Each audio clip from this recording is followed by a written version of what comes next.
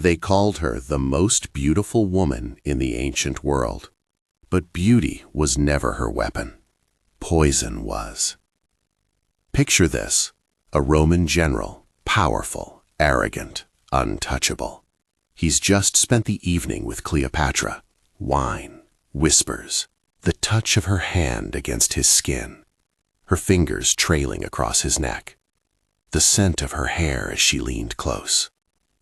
3 days later, he's sweating through his sheets. Fever, tremors, his hands won't stop shaking.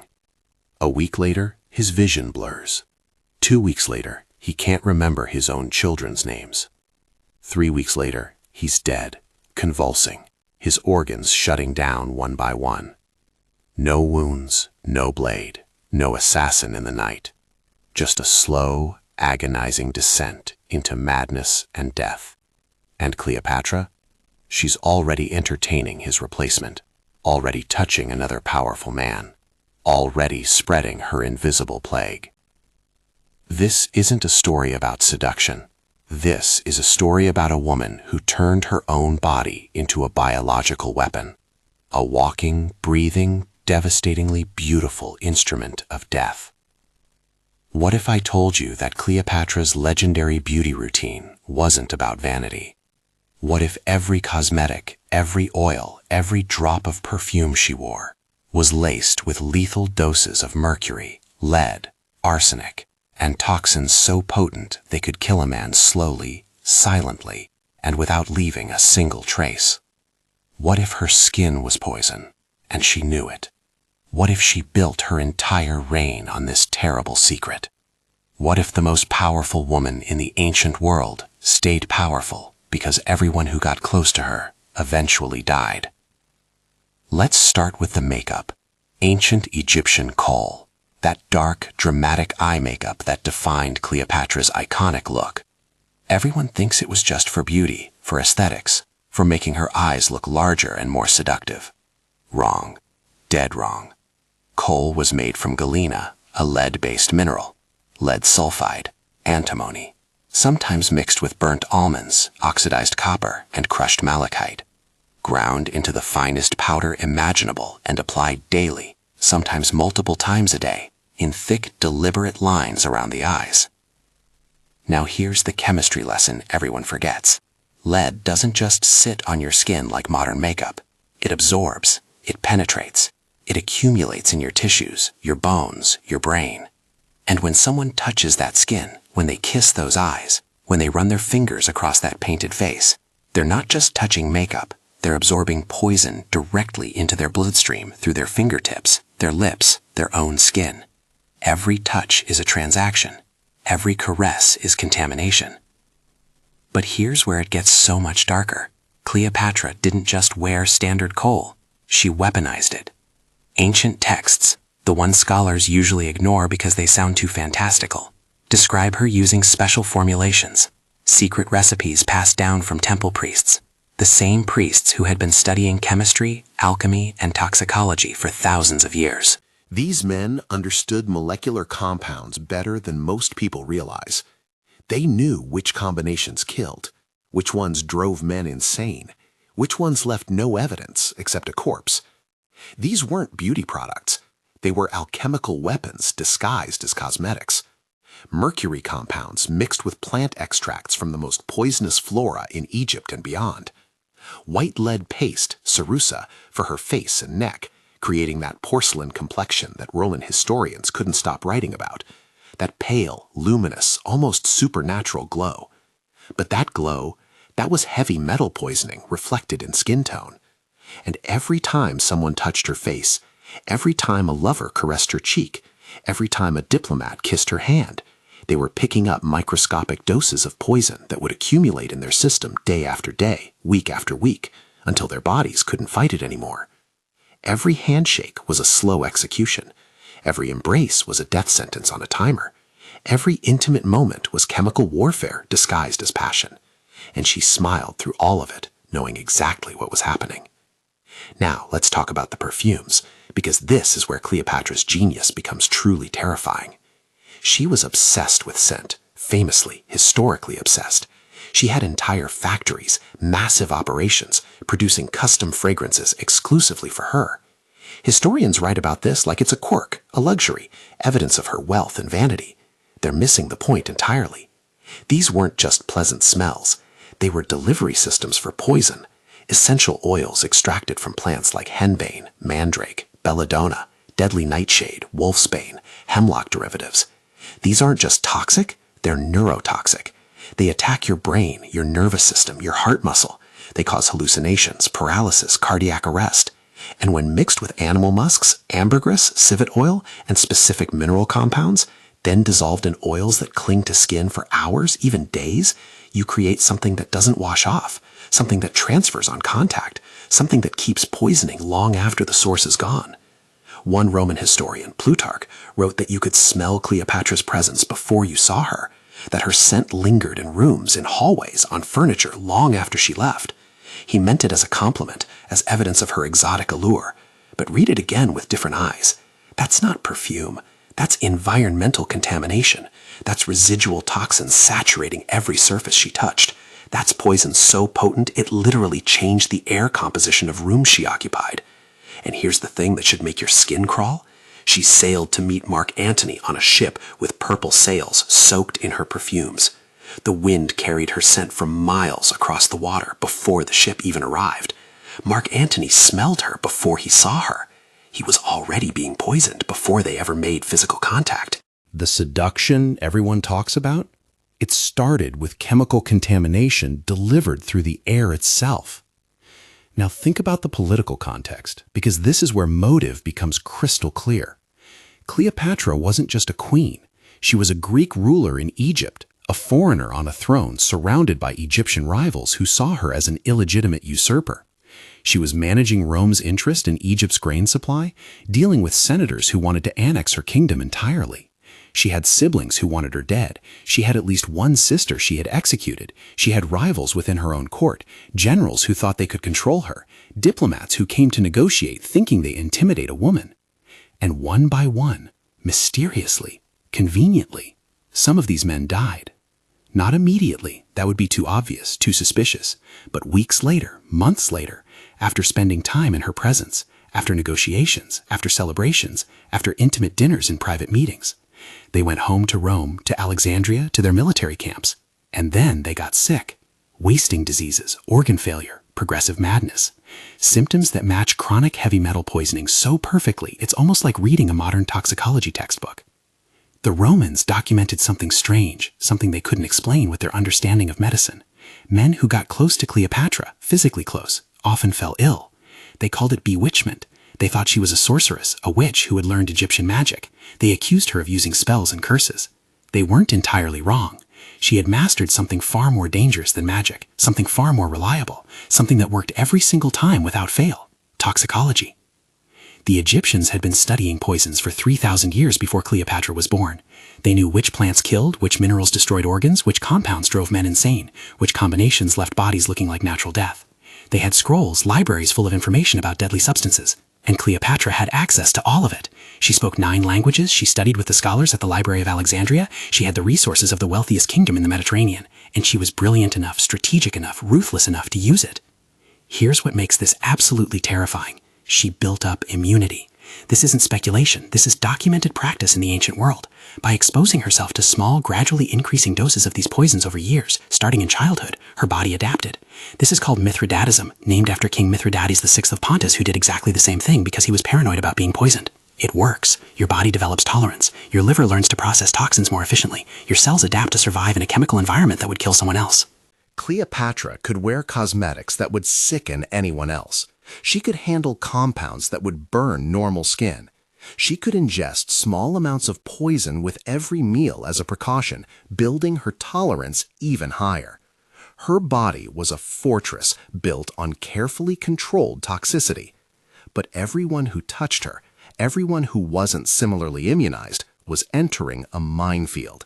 They had no defense, no tolerance, no idea what was happening to them. Think about Julius Caesar, the most powerful man in Rome, military genius, political mastermind, conqueror of Gaul. He meets Cleopatra when she's smuggled into his presence rolled up in a carpet, dramatic, bold, unforgettable. And from that moment, he falls completely under her spell. He spends months with her in Alexandria, intimate months, close contact, daily, nightly.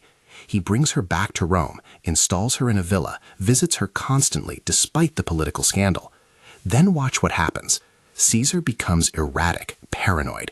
His decision-making gets questionable. He starts making political moves that turn the Senate against him. His health deteriorates. Multiple ancient sources mention that he had seizures, episodes of confusion, moments where he seemed lost in his own thoughts. Yes, he was assassinated on the Ides of March. Everyone knows that. But was he already dying? Was his judgment already compromised by months of exposure to Cleopatra's toxic presence? Were his seizures actually symptoms of neurological damage from heavy metal accumulation? We'll never know for certain, but the timeline is suspicious as hell. Strong, healthy military commander meets Cleopatra. Months later, he's having seizures and making terrible political decisions. The assassination might have just finished what poisoning started. And Mark Antony, her great love story, the romance that poets still write about 2,000 years later. Or was it? He meets her on that perfume-soaked ship. He becomes immediately intensely obsessed. He abandons his wife, abandons Rome, abandons his political career, abandons reason itself. He gives her Roman territories as gifts. He declares her son by Caesar as Caesar's true heir, threatening Octavian's claim. He goes to war against Rome itself for her. Historians call it passion, love, infatuation. But chronic mercury poisoning causes personality changes, impulsivity, irrational decision-making, emotional instability. It's called Mad Hatter's disease because hat makers in the 18th and 19th centuries went insane from mercury exposure in felt production. They became aggressive, delusional, incapable of rational thought. Mark Antony spent years in intimate daily contact with a woman whose skin was saturated with mercury compounds, lead, and neurotoxic plant extracts. He breathed her perfume. He touched her constantly. He absorbed poison through every sense for years. Connect the dots. Strong Roman general with decades of military success meets Cleopatra. Within months, he's making decisions so irrational, so politically suicidal, that he destroys himself and loses a civil war he should have won. That's not love. That's neurological damage. But here's the absolute genius of Cleopatra's method. No one suspected. Not then, not for 2,000 years afterward. Because women were supposed to wear makeup. It was expected, encouraged, celebrated. A queen was supposed to be elaborately adorned. Cleopatra's beauty routine was seen as femininity, as vanity, as appropriate royal behavior, not as what it actually was: chemical warfare, biological terrorism, systematic poisoning disguised as seduction. She hid her weapons in plain sight. She wore her arsenal like jewelry. She made poison look like beauty. Every kiss was an assassination attempt in slow motion. Every caress was contamination. Every night spent in her bed was exposure to a toxic environment that accumulated day by day. And she smiled through all of it, gracious and beautiful and deadly, knowing exactly what she was doing. The ancient sources give us clues if you know what to look for, if you read between the lines that historians usually ignore. Plutarch mentions that Cleopatra studied toxicology extensively, not casually, extensively. She tested poisons on condemned prisoners, observing which ones killed quickly, which ones killed slowly, which ones were undetectable, which ones mimicked natural disease. This isn't speculation. This isn't conspiracy theory. This is documented historical fact. She had a laboratory. She had test subjects. She conducted experiments. She had gardens, massive gardens, specifically for cultivating poisonous plants, not medicinal herbs, poisonous plants, deadly flora collected from across the known world. She had physicians and scholars who specialized in deadly compounds. She had access to minerals, animal venoms, exotic toxins from India and Africa and beyond. This was her science, this was her passion project, and she applied it with the precision of a researcher and the ruthlessness of an absolute monarch who would do anything to maintain power. Now, did Cleopatra deliberately poison everyone she touched? Maybe not everyone. Maybe she had control, selectivity, specific targets. Maybe some people were safe. Maybe her children were protected somehow, immunized like she was. But the capability was there, the knowledge was there, the motive was there, the means was there. And the mysterious, convenient deaths of several of her political rivals, potential threats, and even some intimate partners suggest strongly that the application was there too. She didn't need armies when she had chemistry. She didn't need swords when she had her own skin. She didn't need obvious murder when she had invisible poison that killed weeks or months later, far away from her presence, looking like natural causes or mysterious illness that couldn't be explained. Let's talk about that skin one more time, because the descriptions are haunting when you understand what they're really describing. Ancient writers were obsessed with Cleopatra's complexion. They describe it as unnaturally pale, luminous, almost glowing in certain lights, smooth and flawless like marble. That's not poetic exaggeration. That's not romantic language. That's describing someone with severe, chronic, heavy metal exposure. Lead poisoning causes extreme pallor, an almost bloodless appearance. Mercury compounds create an almost translucent quality to skin, a kind of luminous effect, because the skin is actually thinning and light reflects differently. Arsenic, in chronic low doses, creates an eerie smoothness because it's actually killing the upper layers of skin cells at a controlled rate. She looked the way she did because she was slowly poisoning herself, but she controlled the dosage. She understood the balance. She knew exactly how much her body could tolerate, and she used her own gradual self-destruction as a weapon against others who had no tolerance, no immunity, no idea what was happening to them. She was beautiful because she was toxic, and she was toxic because she chose to be. It was a calculated decision, a strategic choice, a price she paid willingly for power. When she finally died, supposedly it was by snakebite, an asp to the breast. Romantic, tragic, defiant, the ultimate act of control, choosing her own death rather than being paraded through Roman chains. But think about this. A woman who spent her entire adult life studying poisons, who had access to the most lethal compounds in the ancient world, who could have ended her life instantly and completely painlessly with any number of toxins she had sitting in jars in her laboratory. And she chose a snake?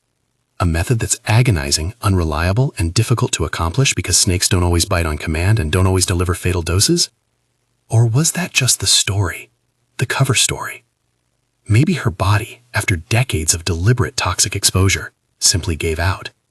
Maybe the immunity she'd built, the tolerance she'd developed, finally failed. Maybe the cumulative damage caught up with her. Maybe she took one final compound, something theatrical, something that would produce symptoms matching snake venom so the story would be believed. Maybe she wanted to control her own narrative even in death. We don't know. We'll never know. Her death is as mysterious and carefully staged as her entire life. But ask yourself, would a woman that calculated, that controlled, that brilliant, really leave her death to the uncertainty of a snake? Or would she have a backup plan, a poison that mimicked snake venom, just in case? What we do know, what we can say with certainty, is this. Cleopatra was not the helpless, seductive woman that history often portrays. She was not a pawn. She was not a victim of her own beauty. She was a strategist of the highest order, a scientist, A chemical weapons expert who turned routine beauty practices into systematic biological warfare.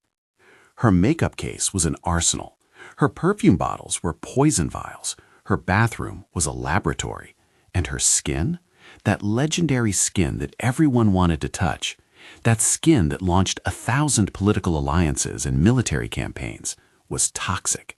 Literally, chemically, measurably, lethally toxic.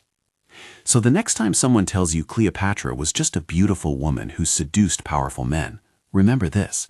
She was so much more dangerous than that. She was a woman who understood that the deadliest weapons aren't swords or armies or siege engines. The deadliest weapons are invisible. They're intimate. They're worn like jewelry and applied like moisturizer. They're kissed onto lips and absorbed through skin. They kill slowly enough that no one realizes they're dying until it's far too late. Slowly enough that death looks natural, unexplainable, like the will of the gods, rather than the will of a queen who decided you were a threat. And maybe, just maybe, that's why her legend has survived for over 2,000 years. Not because of her beauty, though she was beautiful. Not because of her romances, though they were epic, but because of her brutality. The kind of brutality that smiled sweetly while poisoning you.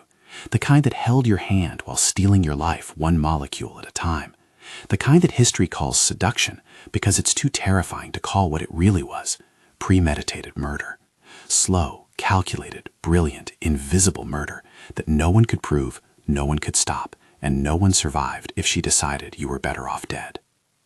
The toxic beauty, the poison queen, the woman who turned herself into a weapon and used that weapon to rule the ancient world. Cleopatra didn't conquer with armies, she conquered with chemistry, and that's infinitely more terrifying than any sword ever forged. The question isn't whether Cleopatra was toxic. The evidence, when you look at it correctly, strongly suggests she absolutely was. The question is, how many people died from touching her? Did she count them? Did she remember their names? Or did she simply consider them necessary casualties in the game of power, the price of ruling, the cost of being a woman in a world run by men who thought they could control her? Comment below, which other historical figure do you think was secretly lethal? Which ruler, which queen, which politician might have been using poison in ways we never suspected? Because if history has taught us anything, it's that the most dangerous people are often the ones we least suspect. The ones who smile, the ones who seem harmless, the ones who hide their weapons where no one thinks to look. And sometimes, beauty really is only skin deep. But poison? Poison goes all the way to the bone, all the way to the brain, all the way to the grave. And Cleopatra knew that better than anyone who ever lived.